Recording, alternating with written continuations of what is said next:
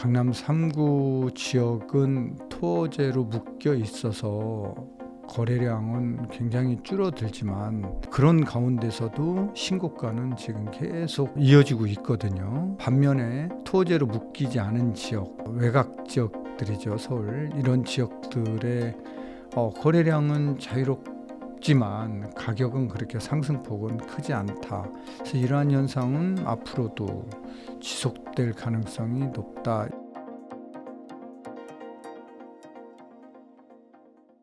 안녕하세요. 인터뷰 진행을 맡은 카프카입니다. 오늘은 고준석 대표님 모시고 부동산 시장에 대한 이야기 나눠보도록 하겠습니다. 대표님 안녕하세요.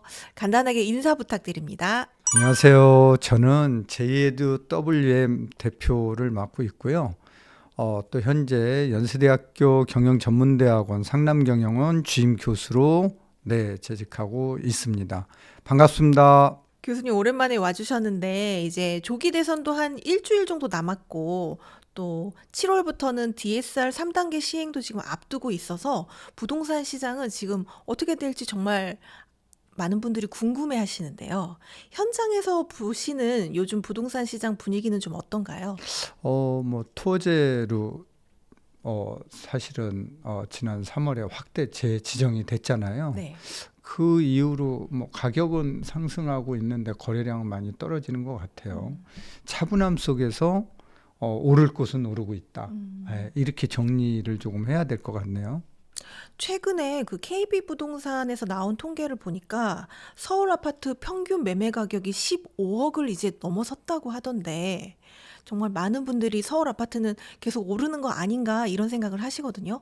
앞으로도 계속 오를 거라고 보시나요? 지금까지 그렇게 해왔잖아요. IMF 금융위기 또 오늘을 거치면서 이렇게 우리가 이제 10년 단위로 기간을 또 이렇게 나눠서 보면은 가격은 상승한 걸로 나와 있는데 지난번 국토부 실거래가 자료를 인용한 거를 보면은 2014년 대비 2024년 기준으로 서울 25개구 아파트 가격은 전부 상승한 걸로 나왔는데 그중 서초구는 10년 만에 209% 상승한 걸로 자료가 나왔습니다. 그런데 사실 서울에서도 물론 이제 잘 나가는 특히나 이게 좀 많은 분들이 선호하시는 강남 지역 그리고 성동구, 마포 이런 지역은 굉장히 상승이 가파른 반면에 또 금천이나 도봉이나 이 중랑은 조금 사실 그렇게 상승한다고 보기는 어려운 상황인데 서울 내에서도 이렇게 좀 양극화가 벌어지고 있잖아요. 앞으로도 이게 계속 지속될 거라고 보세요? 조금 더 심해질 것 같은데요. 일단은 강남 3구 지역은 토지로 묶여 있어서 거래량은 굉장히 줄어들지만 그런 가운데서도 신고가는 지금 계속 이어지고 있거든요. 이러한 현상 또 반면에 토지로 묶이지 않은 지역 외곽 지역들이죠. 서울 이런 지역들의 거래량은 자유롭지만 가격은 그렇게 상승폭은 크지 않다. 그래서 이러한 현상은 앞으로도 지속될 가능성이 높다. 이렇게 예상은 되고 있습니다. 지금 뭐 서울뿐만이 아니라 수도권 같은 경우에도 오르는 지역은 좀 계속 오르고 또 저조한 지역은 또 저조한데 수도권도 계속 그런 비슷한 양상이겠네요. 수도권 지역 같은 경우 특히 이제 경기도 같은 지역은 미분양 아파트가 지금 13,000호 정도 쌓여 있거든요. 네. 그러니까 이제 수도권이라고 해서 다 같은 수도권으로 보면 안 되고 서울로의 접근성이 굉장히 좋은 곳, 즉 다시 말해서 교통환경이 좋은 지역, 또 일자리가 있는 지역, 자족 기능을 갖춘 지역 이런 지역 말고서는 가격 상승률이 크지 않다. 오히려 떨어지지 않으면 다행이다. 이렇게 보면 될 것 같고요. 그래서 이제 광명이나 과천이나 하남이나 분당이나 동탄이나 이런 지역 말고는 조금 우리가 조심해야 되지 않을까 투자에 있어서 이렇게 보는 지역들입니다.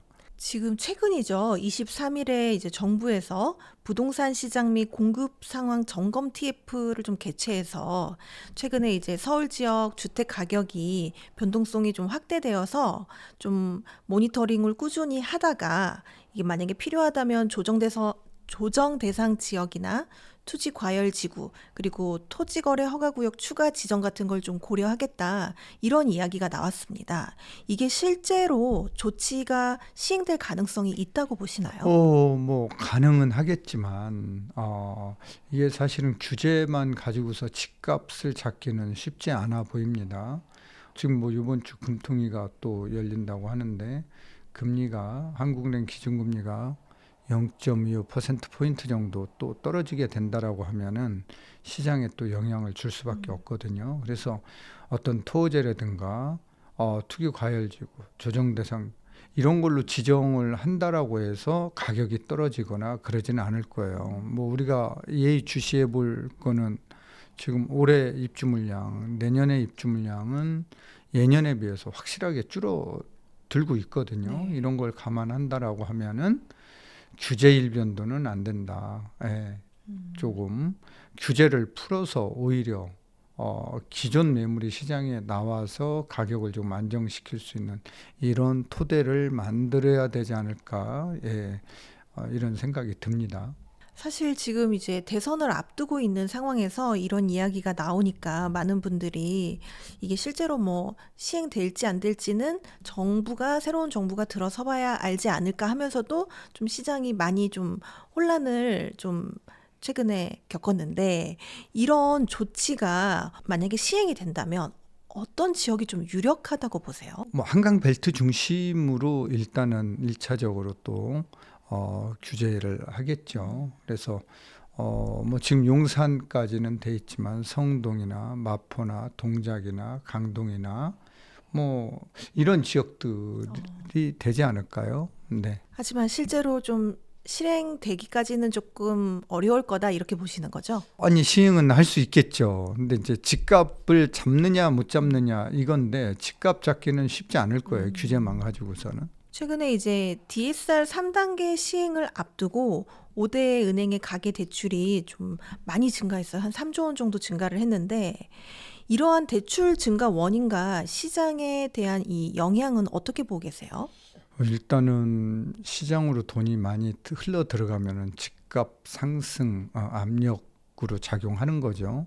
반면에 이제 대출 한도가 줄어들어서 시장으로 돈이 못 들어가면은 상승 압력이 그만큼 떨어지는 거죠. 네, 그래서 오는 7월부터 스트레스 DSR 시행이 되면은 최고 1억 연봉 기준으로 했을 때 최고 한 3천만 원 한도까지 이제 줄어든다. 네, 이렇게 이제 예상이 되는데 사실은 3천만 원 정말 돈을 뭐 모아서 대출 받고 신용대출까지 받고 해서 3천만 원 없어서 포기하는 사람도 분명히 있을 거예요. 자, 이런 현상이 나타나면은 이제 집값은 뭐 오르는 상황에서 그럼 포기할 거냐? 그러면은 내가 강남으로 3천만 원만 있으면 뭐 이건 비현실적인 내가 3천만 원만 있으면 마포 지역에 살 수 있었는데 못 사면은 이제 그 이외 쪽으로 가서 내 집 마련 나서겠죠. 그래서 대출 한도가 줄어들기 때문에 집값이 안정이 되지 않을까 이런 예상들을 하지만 저는 오히려 이제 그 주변 지역으로 풍선 효과가 나타날 것이다 이렇게 예상이 되네요. 네. 그러니까 실제로 주택담보대출을 받아서 집을 살 수 있을 정도의 집값이 형성된 곳을 이야기하시는 건가요? 그렇죠. 예, 그런 정도 줄어드는 한도만큼 그 범위 내에서 그 지역을 찾아가서 내 집 마련에 나서는 실수요자들이 늘어나지 않을까 이렇게 보여지네요. 말씀하신 게 어떻게 보면 이제 대출 의존도가 높은 지역이라고 할 수 있잖아요. 그런 지역이 좀 보면 금천구나 뭐 노원구 이쪽 지역들이 좀 대출 의존도가 높은 걸로 이렇게 조사되는데 이런 지역에 대한 수요가 그럼 좀 더 늘어날 거라고 보시나요? 금강구나 노도강이라고 하는 네. 지역들이죠. 이런 지역들은 뭐 실수요자들이 한강 벨트로 못 들어오면 이제 그런 지역으로 들어가서 내 집 마련에 나서겠죠. 네. 그럼 이쪽 지역에 대한 수요가 좀 늘어나면 이쪽 지역들의 집값도 조금 상승을 할 만한 좀 여지가 있을까요? 거래량이 늘어나면은 일반적으로 가격은 상승하고 거래량이 떨어지면은 가격은 하락하는데 최근에는 거래량이 떨어져도 가격은 떨어지지 않는다. 그런 지역이 이제 토제 지역이거든요. 네.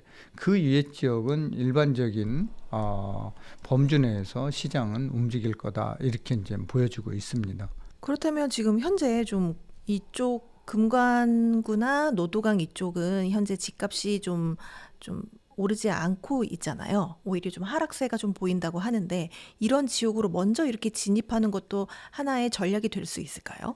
그런 지역에 내 집 마련을 뭐 미리 해놓는 것도 좋은 방법이 되겠죠. 근데 해당 지역에서도 뭐 꼭 노원구라고 그래서 다 좋은 건 아니고 노원구에서도 핵심 상급지가 있으니까 그런 지역에 내 집 마련을 잘 하는 게 중요하겠죠. 어떤 기준으로 이렇게 상급지를 판단하면 좋을까요? 예전에도 뭐 여기서 뭐 말씀을 드렸는데 교통 환경을 제대로 봐야 되겠고요. 교육 환경, 주변의 편의 시설, 또 자연 환경 이런 것들을 종합적으로 고려해서 봐야 되고 또 세대 수가 2000세대 플러스 마이너스 500세대 그래서 최소 1500세대 이상 되는 단지를 선택하는 게 그게 해당 지역에서 상급지다 이렇게 보는 거고 단지 안에 예를 들어서 초등학교, 중학교가 있어야 된다라는 거죠. 이런 단지를 선택을 하고 주변에 이제 공공 편의시설은 같이 사용을 하는 거니까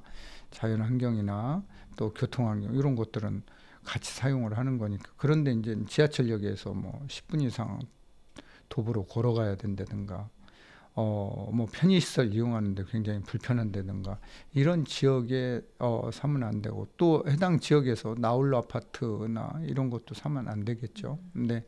이제 조기 대선을 앞두고 각 후보별로 이제 부동산 공약을 발표를 했는데요. 투자자분들이 좀 주목해야 될 내용이 있을까요? 뭐 민주당 이재명 후보는 공공으로 주택 공급을 좀 많이 늘리겠다 이런 공약을 내놨고 뭐 김문수 후보는 민간 중심으로 많이 공급하겠다. 그래서 두 후보가 공급을 하겠다, 많이 하겠다. 이런 거에 대해서는 공통점이 있는 것 같아요. 그래서 일단은 이제 서울하고 수도권 일부 지역 공급이 부족한 건 사실이잖아요. 그래서 공급을 하겠다라는데 이제 방점을 찍혀 있는 거고 이재명 후보는 지금 뭐 세금을 건드리지 않겠다 그대로 유지하겠다라는 정책이고 반면에 김문수 후보는 규제 완화를 좀 하겠다. 종부세 예를 들어 종부세 같은 거 폐지하고 재건축 초과이익 환수 이런 거 폐지하겠다. 이런 얘기입니다. 그래서 두 후보 모두 뭐 정책적으로 보면은 아주 훌륭합니다. 대선 후보들이 말씀하신 것처럼 좀 한 목소리로 공급 확대는 외치고 있는 상황인데요. 지금 공급 확대를 한다고 해도 이게 바로 진행되는 게 아니잖아요. 공급 발표만 가지고 시장 안정을 꾀하기는 쉽지 않아요. 공급은 단기적으로는 비탄력적이기 때문에 이게 이제 7, 8년, 10년 이상 돼야지만 탄력적으로 변하거든요. 그러니까 즉 입주 물량이 시장 가격에 영향을 미친다 이렇게 봐야 되는 거죠. 그러니까 이제 지금 현재로서는 뭐 어느 분이 대선에 승리해서 대통령이 되시든 시장에 공급 부족한 건 현실이다. 그다음에 금리가 떨어지는 추세에 있다. 이런 걸 감안하면은 집값은 다소 우상향할 가능성이 높다. 이렇게 예상이 되는 거죠. 네. 그렇다면 실제로 이런 공약들이 정부가 이제 들어서서 정책으로 시행된다고 해도 이 일반 소비자들이 좀 느끼기에 공급이 좀 원활하게 된다라고 느끼는 데까지는 어느 정도의 기간이 소요될까요? 뭐 좀 전에도 말씀드렸지만 10년 이상 걸리지 않을까. 네, 이렇게 예상이 되네요. 최근에 뭐 월급의 30%를 주거비로 다 쓰고 있다는 이런 서울의 청년들, 즉 월세 푸어죠. 이런 청년층의 주거비 부담이 굉장히 심각하다는 그런 뉴스도 있었는데요. 이런 월세 푸어 현상의 원인과 앞으로의 전망은 좀 어떻게 보세요? 이게 이제 공급이 부족하다 보니까 이제 전월세 가격이 계속 이제 상승하고 있고, 네.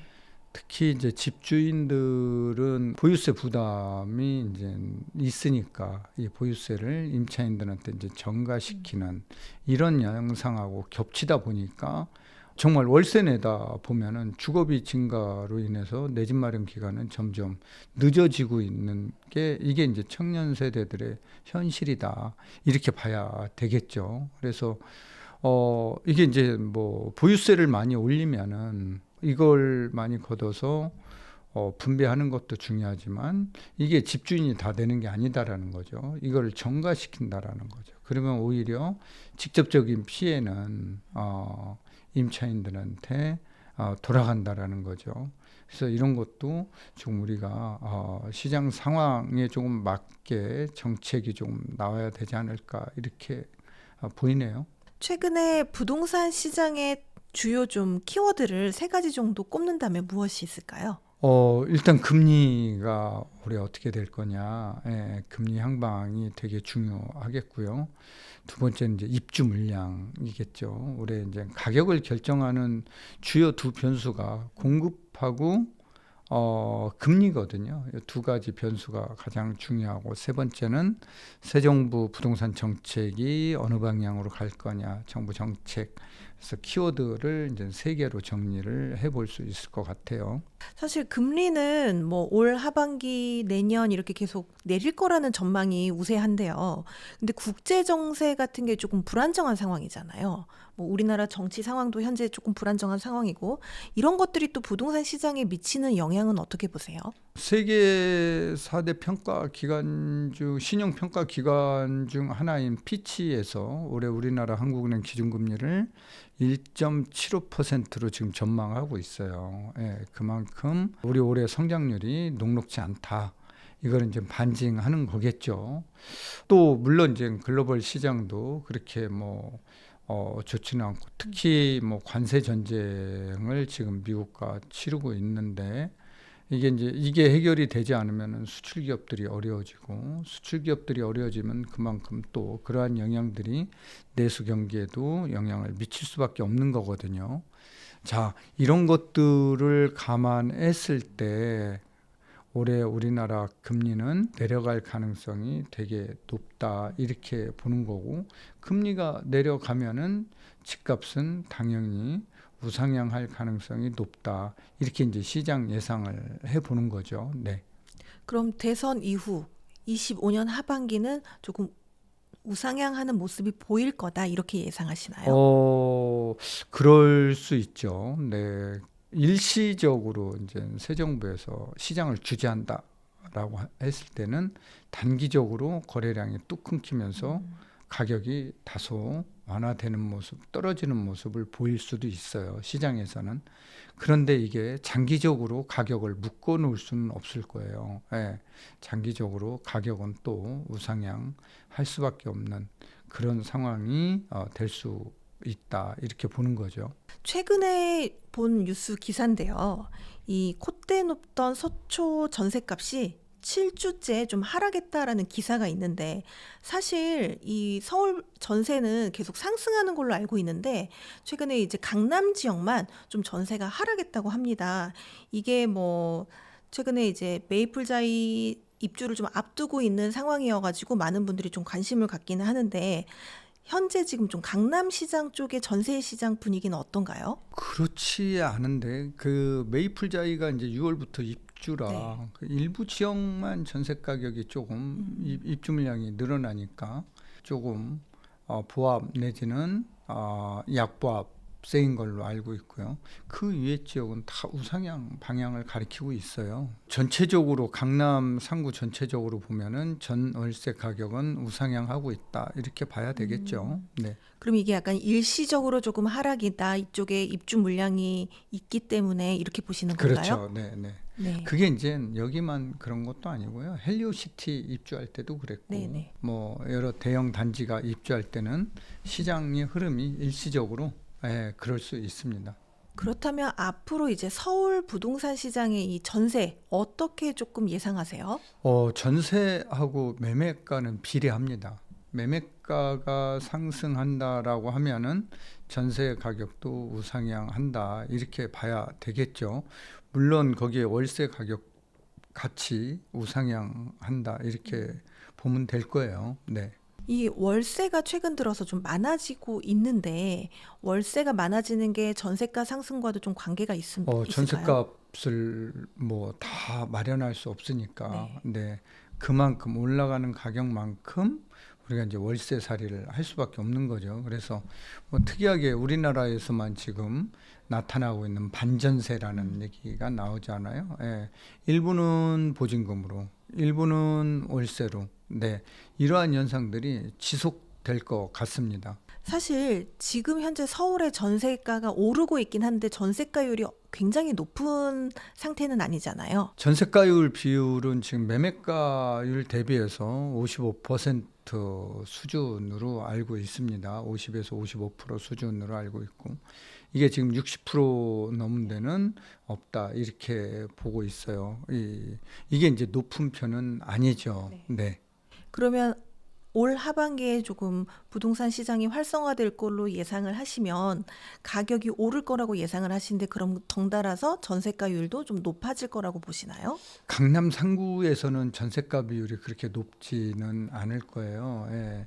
여기는 이제 살 때 전세 끼고 갭 투자는 원천적으로 지금 봉쇄돼 있기 때문에 그런 현상은 나타나지 않을 건데, 기존에 살던 분들이 집주인들이 딴 데로 이주하면서 또 그럴 때는 이제 전세가를 이제 올릴 수는 있겠죠. 또 여기가 이제 강남이라는 데는 신축들이 지금 대거 많이 들어와 있는 지역이고, 이 신축 아파트의 특징은 커뮤니티를 갖추고 있다. 이 커뮤니티에는 입주민들이 생활하기에 편리한 그런 편의시설들이 굉장히 많이 들어서 있잖아요. 뭐 수영장이라든가 사우나라든가 헬스, 뭐 키즈룸, 카페까지 뭐 여러 가지 편의시설들이 다 들어와 있기 때문에 이런 지역들의 선호 현상은 굉장히 많은 것 같아요. 그러다 보니까 뭐 매매가 안 되면 전세나 월세로라도 신축 아파트로 가자. 네, 이런 2030 세대뿐만이 아니라 4050 세대에서도 이러한 현상들이 지속적으로 이어지고 있는 것 같습니다. 사실 앞서도 잠깐 이야기를 해주셨는데 서울 지역 내에서도 굉장히 양극화가 심해지고 있다는 분석이 많이 있습니다. 이렇게 똘똘한 한 채를 선호하는 현상이 언제까지 조금 지속될 거라고 보세요? 지금 이제 주택에 대해서 이제 세금 규제가 심하잖아요. 예, 세금 규제 때문에 세금 규제가 완화되지 않는 한 똘똘한 한 채 현상은 지속될 것으로 보입니다. 두 채 가지고 있으면은 세금 부담에서 자유로울 수 없으니까. 그래서 한 채로, 그러면은 어디로, 상급지로 이동하는 거죠. 그러다 보니까 그 종착역이 강남 상구다라는 거죠. 이 양극화가 심해지고 있다고 보니까 옛날에는 서울 집값이 상급지가 오르면 그 다음으로 이렇게 상승세가 퍼졌었는데 요즘은 그런 현상이 많이 없어졌잖아요. 이 좀 다른 지역까지 상승 흐름이 연결되는 거는 언제쯤 이루어질 거라고 보세요? 그게 이제 거래량이 조금 더 늘어나고, 금리가 이제 주요 관건인데, 금리가 2%대가 무너지면은 거래량은 많이 늘어날 수밖에 없고, 토지뿐만 지정된 지역뿐만 아니라 그 위에 지구로도 실수요자들이 내 집 마련에 나설 것으로 보여요. 그러니까 이제 금리가 되게 이제 주요 변수인데, 2014년부터 2022년까지 한국은행 기준금리가 2% 미만이었거든요. 네. 이때 부동산 서울 아파트 매매 지수 또 수도권 전국 매매 지수는 전부 다 우상향 방향을 가리키고 있다. 이런 것들을 감안해 보면은 올해 금리가 2%대 미만으로 떨어지면 2%가 무너지면은 거래량이 늘어나면서 서울 외곽 지역, 수도권 네. 일부 지역까지도 내 집 마련에 나서는 실수요자들이 늘어날 것이다. 이렇게 예상이 되고 있습니다. 사실 서울 부동산이 최근에 좀 단기적으로 급등을 하는 모습을 보여서 매수를 빨리 서둘러야 되나 이렇게 고민을 하시는 분들이 많이 있습니다. 지금 시점에서 좀 매수하는 거는 어떻게 보세요? 지금 늦었죠, 뭐. 네. 어제 사야지. 네. 어제보다 오늘이 더 비싼 거잖아요. 네. 근데 이제 그거를 못 하는 게 오늘의 가격을 인정할 수가 없는 거죠. 많은 분들이 부동산 아파트 가격을 주식 가격 보듯이 이렇게 이제 여기면 안 된다라는 거죠. 5년 단위 적어도 10년 단위로 이렇게 끊어서 보면은 시장 가격은 분명히 올라와 있다. 우리가 지난해 명목 GDP가 6.2%였고 실질 GDP가 2%였거든요. 그 갭이 4.2%포인트인데 이만큼이 물가 상승률이라는 거거든요. 그러면은 물가가 상승, 인플레이션만큼 화폐 가치는 떨어진다라는 거죠. 그래서 내가 자금 계획이 서 있는 실수요자라면은 가격이 떨어지는 시점을 기다리지 말라라는 거죠. 그런데 이분들은 가격이 떨어질 때는 더 떨어질 줄 알고 못 산다라는 거죠.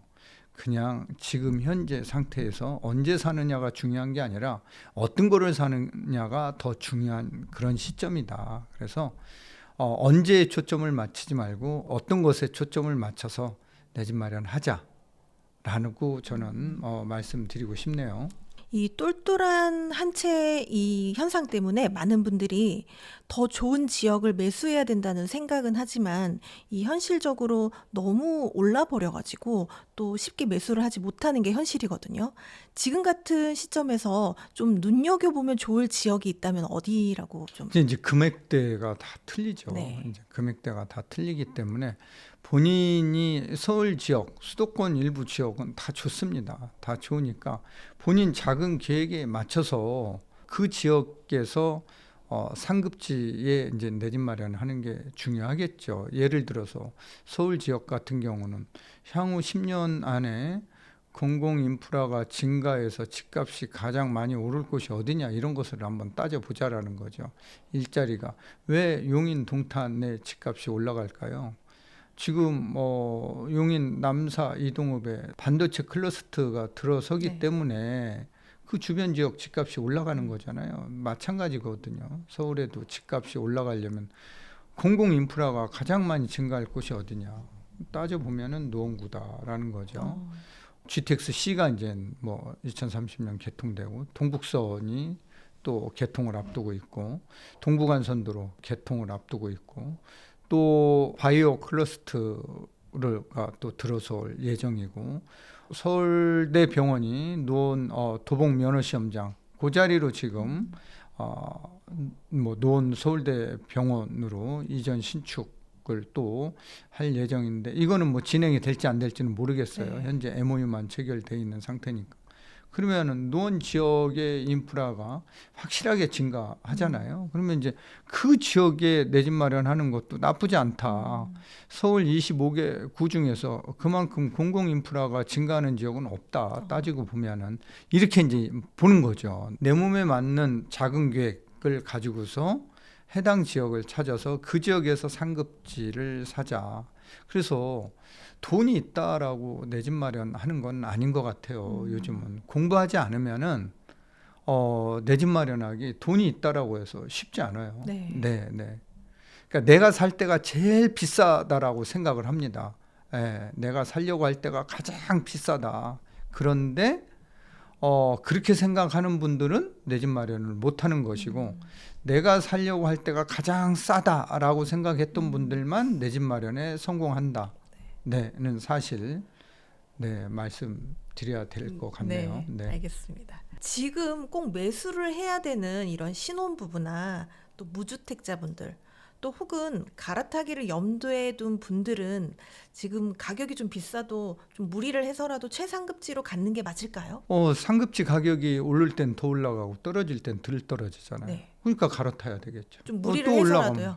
그럼 그러니까 무리라고 생각하면은 진짜 무리라고 생각하면은 갈아타기에 성공하지 못하고 할 수 있어라고 하는 분들은 갈아타기에 성공합니다. 네.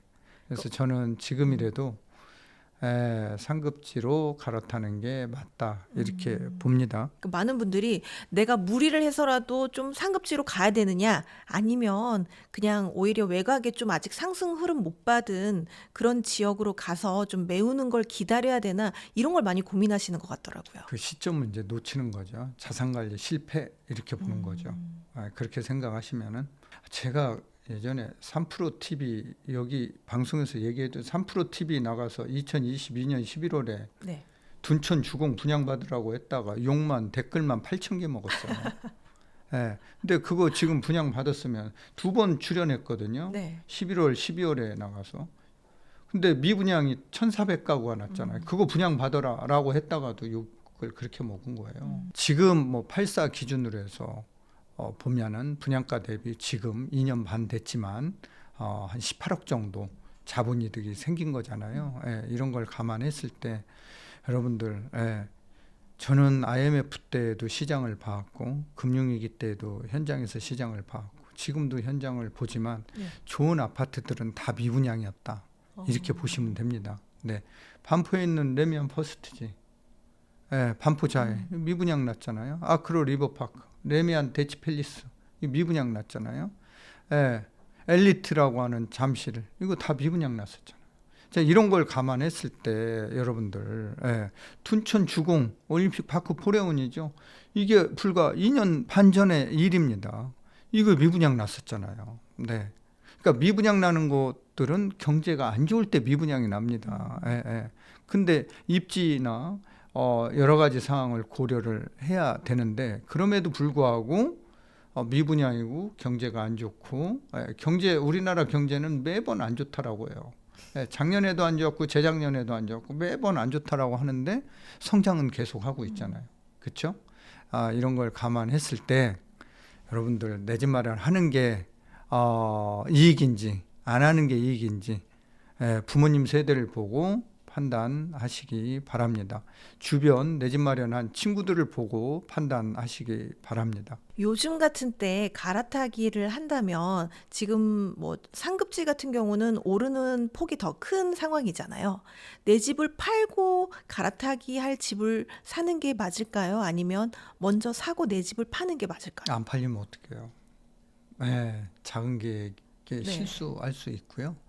그래서 먼저 매도하고 매도 계약서 쓰는 날 매수 계약까지 동시에 해야 되겠죠. 네. 그래서 상급지로 갈아탈 때는 한 달 있다 계약해야지 2달 있다 해야지 이러면 안 됩니다. 우리 집이 팔리는 그날 내가 가려고 하는 상급지 매수 갈아탈 아파트 계약서도 같이 써야 된다는 사실 꼭 알아두시기 바랍니다. 많은 분들이 또 놓칠 수 있는 그런 부분이겠네요. 네. 그렇다면 지금 시점에서 이 서울 내에서 좀 투자 가치가 가장 높은 지역이 있다고 하면 어디라고 생각하세요? 그 정부에서 가르쳐 줬잖아요. 서울시에서 토지 지역으로 지정된 지역들 사시면 됩니다. 네. 너무 비싸서 쉽게 이제 접근을 못 하시는 게 이제 이유라서 조금 거기보다 가격대가 낮은 데 중에는 없을까요? 한강 벨트 중심으로 보시면 좋을 것 같아요. 항상 이야기해 주시네요. 한강 벨트가 가장 좋다고. 그쪽 지역 중에서 좀 말씀하셨던 입지를 보시고 결정을 하시는 게 가장 좋은 방법이겠네요. 현재 좀 수도권 부동산 시장은 좀 어떻게 평가하세요? 수도권 서울, 경기, 인천 요 수도권 세 지역은 뭐 서울 지역 중심으로는 가격이 전체적으로는 이제 올라간다. 그런데 강남 3구는 특히 많이 올라간다. 그 위의 지역은 강보합이다. 이렇게 이제 얘기할 수 있고요. 수도권 일부 지역도 강보합이다. 그 위의 지역은 약보합이다. 이렇게 얘기할 수 있을 것 같아요. 사실 수도권의 경우도 보면 아까 말씀해 주셨지만 다 같은 수도권이 아니고 일부 지역은 계속 가격도 상승하고 있는 반면 예를 들어서 과천 같은 지역이요. 또 오히려 평택 같은 지역은 굉장히 미분양도 많고 가격도 굉장히 지금 낮은 상황이잖아요. 네. 이게 좀 나중에 좀 균형을 맞출 수 있을까요?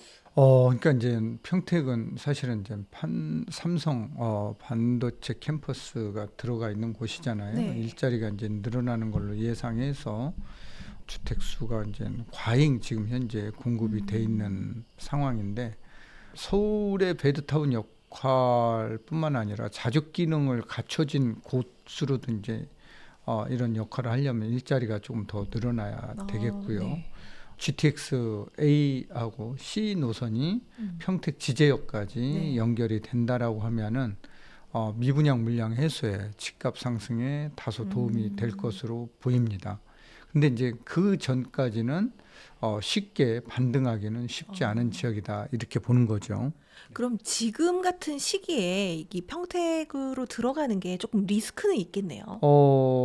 거기를 들어간다라고 하면은 조금 중장기적으로 기다려야 되겠죠. 네, 실거주 싸게는 하시는 분들에게는 좋겠네요. 그렇죠. 만약에 그 지역에 이제 뭐 직장이 있다거나, 네. 근데 서울로 출퇴근은 굉장히 힘듭니다. 네. 지금 현 상태에서는.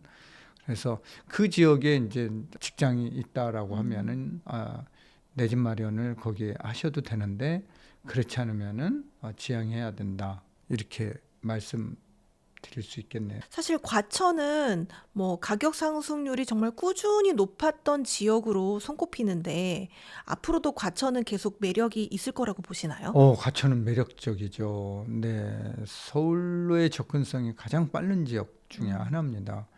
GTX 이제 C가 개통이 되면은요, 양재 삼성역으로의 거리가 지금 거리에 있는 거죠. 뭐 5분 안에 갈 수 있는 지역, 삼성역까지 이런 곳이기 때문에 너무 괜찮은 지역이고 또 주변 자연 환경도 너무 좋죠. 서울대공원을 자리 잡고 있고 게다가 이제 4호선 네. 서울 지하철 4호선까지 연결되어 있는 이런 곳이기 때문에 뭐 너무 자연 환경, 교통 환경, 또 교육 환경도 배우지 대치동 학원가를 네. 또 가지고 있기 때문에 굉장히 좋다. 그래서 앞으로 집값 상승 여력도 좋은 지역 중에 하나다. 예, 이렇게 예상되는 지역 중에 하나입니다. 사실 인천 같은 경우는 최근에 부동산 보면은 가격이 이렇게 좀 오른다고 보기는 어려웠던 것 같은데 인천은 좀 앞으로 어떻게 보세요? 인천도 이제 신도시 중심으로는 뭐 괜찮아질 것 같은데 신도시라고 하면은 송도, 청라, 검단인데 송도로는 GTX 이제 B가 들어갈 예정이고 청라 지역으로는 지하철 7호선이 지금 연결해서 들어가는 걸로 지금 확정돼서 착공해 있고요. 검단 지역으로는 지하철 5호선이 또 서울 지하철 5호선이 연결되는 그런 지역이잖아요. 이런 것들이 다 연결이 되면은 아무래도 집값에 영향을 받을 수는 있을 것 같습니다. 그럼에도 불구하고 송도 지역은 일자리가 있는 지역이고 나머지 두 지역은 이제 베드타운이다 이렇게 봐서 송도가 GTX B가 연결이 되고 일자리가 확충이 되면은 늘어난다라고 하면은 송도의 집값은 우상향할 가능성이 높은 지역이다 이렇게 예상이 되고 있습니다. 사실 정부에서 이 GTX를 발표하고 난 뒤에 뭐 서울, 경기, 인천이 30분 생활권이 된다라는 기대감이 많이 높아지기는 했습니다. 근데 이런 기대감이 부동산 시장에 실제로 이제 이 GTX가 가는 그 역 주변의 지역들에 실제 영향을 많이 미치고 있나요? 이게 서서히 미칩니다. 한 번에 확 오르는 게 아니라요. 발표했을 때 조금, 착공했을 때 조금, 준공되기 중간에 조금씩 이렇게 해서 이제 우상향하는 거죠. 실제 이제 완공이 되고 운행이 된다라고 하면 그 이후에도 조금 우상향하고 편리성이 입증이 되면은 좀 최종적으로 이제 상승하는 다른 지역과 이제 차별화되게 상승하는 이런 흐름을 보이는 거죠. 네. 이 GTX 노선 확충으로 좀 부동산 시장의 지각 변동이 예상되기는 하는데 특히 좀 주목하면 좋을 지역이 있다 하면 어디라고 생각하세요? 그게 이제 일자리하고 지금 서울 강남으로의 접근성이 개선되는 동탄으로 봐야 되겠죠. 이동 남사업에 215만 평 규모 반도체 클러스터가 들었으면은 일자리 약 10만 개가 이제 늘어날 것으로 예상을 하고 있거든요. 그러면 그 배후 주거 지역이 바로 동탄 이 신도시거든요. 여기에 보면은 동탄역 여기가 지금 자리 잡고 있고요. 중간에 동탄역에서 삼성역까지는 25분 거리에 이제 25분이면 이제 출퇴근이 가능한 네. 지역이 돼서 이 동탄 지역을 주목해서 보면은 좋을 것 같다. 이게 대표님이 이렇게 동탄 지역을 이야기를 해주셔서 드리는 말씀은 아니지만 최근에 동탄 지역의 청약이 굉장히 많은 분들이 몰려가지고 관심을 받았었잖아요. 아직 동탄 지역에 대한 매력을 많은 분들이 느끼고 있는 것 같습니다. 그 지역이 향후 앞으로는 뭐 훨씬 더 일자리가 늘어나는 만큼 훨씬 더 집값 우상향은 기대해도 괜찮은 지역으로 이제 볼 수 있는 것이죠. 그런데 또 GTX C 노선 같은 경우는 또 지연으로 인해서 그 주변에 좀 부동산 가격이 좀 하락하고 있는 추세도 보인다고 들었는데요. GTX 외에 다른 요인이 영향을 미쳐서라고 보세요? 아니면 이 지연 소식 하나 때문에 좀 영향을 미친다고 보세요? 원래 이제 안 오르던 지역인데 원래 이제 베드타운인데 예를 들어서 이제 양주 옥정 같은 경우는 네.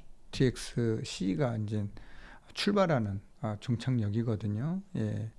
여기가 이제 지연이 되면서 이 지역은 원래 2기 신도시로 였는데 여기가 원래 이제 집값이 그렇게 많이 안 올랐거든요. 네. 미분양도 많이 있었고 그런데 이제 GTX C 개통 이게 이제 노선 확정 뭐 이런 소식으로 인해서 잠깐 반짝했는데 이게 자꾸 지연되다 보니까 탄력을 못 받는 거죠. 의정부를 거쳐서 창동, 광운대역, 청량리 그다음에 이제 삼성으로 오는 이런 노선인데요. 이게 착공이 돼서 준공이 되면은 이런 지역들에 분명히 영향이 있을 것이다. 의정부도 영향이 있을 거고 또 특히 이제 노원구 네. 창동이나 광운대 역은 노원구에 자리 잡고 있기 때문에 창동역은 도봉구, 광운대역은 노원구입니다. 자, 이런 지역에 분명히 영향을 줄 수밖에 없다 이런 거죠. 뭐 지연됐다, 자꾸 뭐 왜 착공이 안 되느냐 이런 게 주변 집값에도 영향은 분명히 미치고 있다 이렇게 보여지고 있습니다. 네. 지금 당장은 좀 지연으로 집값에 좀 안 좋은 영향을 미치고 있지만 결국에 이게 또 실행이 되면은 또 집값 상승에 도움이 될 거다 이렇게 보시는 거죠? 그럼요. 네. 네. 지금 사야 되겠죠. 그래서. 그런 지역은 오히려요. 지금이 기회라고 볼 수 그럼요. 있겠네요. 네. 혹시 향후 안산 같은 경우는 좀 어떻게 보세요?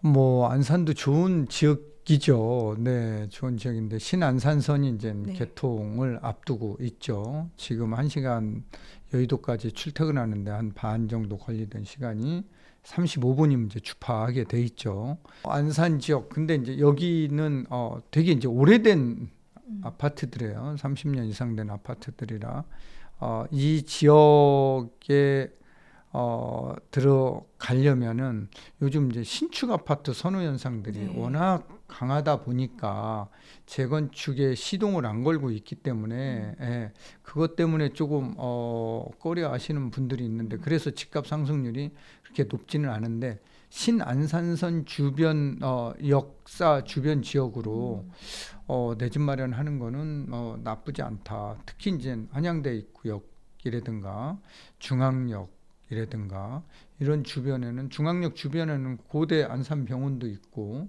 또 신축 아파트들도 또 다소 있으니까 이런 지역 중심으로 내 집 마련하는 게 좋은 지역이다. 저는 그렇게 보고 있습니다. 오히려 이런 교통 관련된 호재가 반영이 안 된 지역이 지금 접근하기가 더 좋은 그렇죠. 지역이다 이렇게 네, 보시는 네, 거네요. 네. 네.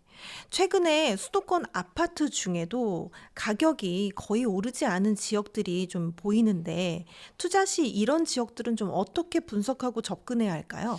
이게 싸고 좋은 아파트는 없다.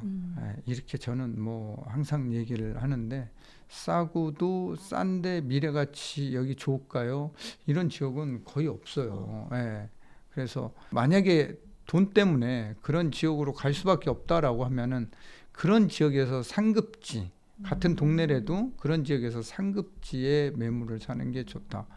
뭐 예를 들어서 반포에 들어간다라고 하면은 반포에서 절반 가격 아파트가 있어요. 네. 예, 그거는 나홀 아파트라는 네. 거죠. 그런 거는 사지 말자. 예를 들어서. 예, 그래서 동네는 좋지만 미래 가치가 없는 거는 사지 말자. 동네는 미래 가치가 있는 아파트를 좀 사자 말씀 드릴 수 있겠네요. 네. 네. 지금 같은 시점에 이제 수도권 부동산 투자를 고려하고 있는 분들에게 좀 투자 금액별로 좀 지역과 이 부동산 유형을 좀 추천해 주신다면요? 요즘 뭐 가격이 너무 많이 올라서 10억 언저리에 가지고 뭐 본인 돈 뭐 대출 끼고 10억 네. 서울에서 산다라고 하면은 노도강으로 가야지만 내 집 마련 가능할 것 같고요. 네. 이 지역은 뭐 이제 5억 원대도 아주 작은 평수에는 음. 들어갈 수는 있을 것 같습니다. 네. 그렇지만 이제 내가 20억 범위 안주에 있다라고 하면 한강 벨트 중심으로 보시면은 내 집 마련 가능한 주택들도 있다. 또 뭐 30억 조금 넘어간다라고 하면은 뭐 잠실 정도 보시면 될 것 같고 반포 압구정동은 50억 정도 네. 넘어야 될 것 같다. 5억 미만으로 이제 살 수 있는 데는 GTX가 연결이 되는 그런 동탄 같은 데를 보면은 5억 미만인데도 있다. 이렇게 보시면은 5억 가지고도 살 수 있는데 있다. 이렇게 말씀드릴 수 있겠네요. 네. 오늘 소중한 시간 내주셔서 너무 감사드립니다. 마지막으로 성공의 진심인 구독자분들께 한 말씀 부탁드립니다. 무주택 실수요자들은 내 집 마련 시점이 항상 고민이 될 거예요. 그래서 집값이 떨어지기를 계속 기다리는데 그러다 보면은 내 집 마련이 요원해 줄 수 있다. 그래서 내 집 마련 시점보다는 어떤 걸 사느냐가 더 중요하고요. 내 집 마련을 지나고 보면 그때 샀어야 되는데 이제 이런 그때 실기했다는 그런 생각이 이제 듭니다. 그런 우울을 범하지 않게끔 오늘의 가격을 인정하고 내 집 마련에 나서는 게 좋을 것 같습니다. 네, 오늘 감사드립니다. 네, 감사합니다.